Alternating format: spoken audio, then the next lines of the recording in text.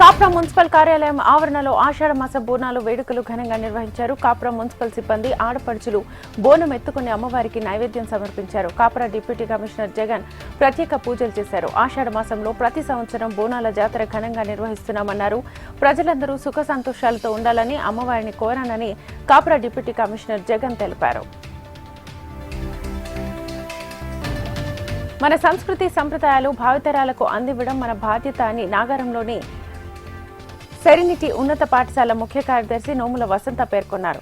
Nagaram మున్సిపల్లో serenity ఉన్నత పాఠశాల విద్యార్థులు బోనాల పండుగ రంగరంగ వైభవంగా అత్యంత ఆనందోత్సాహాలతో ఆటపాటలతో జరుపుకున్నారు. పోతరాజులు అమ్మవార్ల వేషధారణలో చిన్నారులు ఆకట్టుకున్నారు. మియాపూర్ పిఎస్ పరిధిలోని ఓ ప్రైవేట్ స్కూల్ భవనం పైనుంచి దూకి 10వ తరగతి విద్యార్థి ఆత్మహత్య యత్నానికి పాల్పడ్డాడు.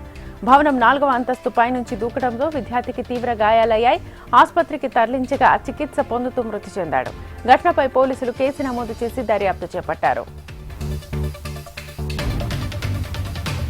మేడ్చల్ జిల్లా మేడిపల్లి పిఎస్ పరిధి ఫిర్జాదిగూడకు చెందిన రామ్ చరణ్ అనే యువకుడు అదృశ్యమయ్యాడు. బోనాల ఫెస్టివల్ కోసం స్నేహితులతో కలిసి మేడ్చల్కి వెళ్తున్నానని వెళ్లి తిరిగి ఇంటికి రాలేదు. రామ్ చరణ్ ఆచూకీ కోసం బంధువులు స్నేహితుల వద్ద ఆరా తీసిన ఆచూకీ లభించకపోవడంతో మేడిపల్లి పోలీసులకు ఫిర్యాదు చేశారు తల్లిదండ్రులు. పోలీసులు కేసు నమోదు చేసి దర్యాప్తు చేపట్టారు.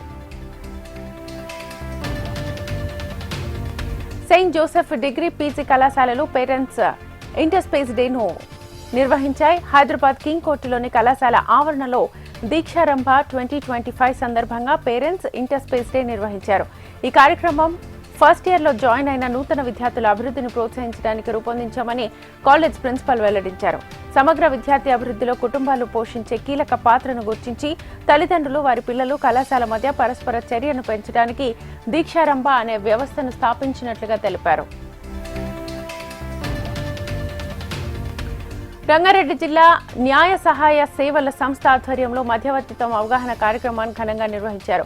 కార్యక్రమానికి తెలంగాణ రాష్ట్ర హైకోర్టు న్యాయమూర్తి శామ్ కోసి ముఖ్య అతిథిగా హాజరయ్యారు. మధ్యవర్తిత్వం అనేది న్యాయపరమైన సాధనం మాత్రమే కాదు, అది వ్యక్తిగత సామాజిక స్థాయిలో సమస్యలను పరిష్కరించే మార్గం అని చెప్పారు. ఇది సమయం, ధనం, సంబంధాలను కాపాడే శక్తివంతమైన సాధనం అని పేర్కొన్నారు శామ్ కోసి. ఉస్మానియా యూనివర్సిటీలో all India OBC students association ఆధ్వర్యంలో 42% బీసీ రిజర్వేషన్ ధూమ్ధాం కార్యక్రమాన్ని నిర్వహించారు.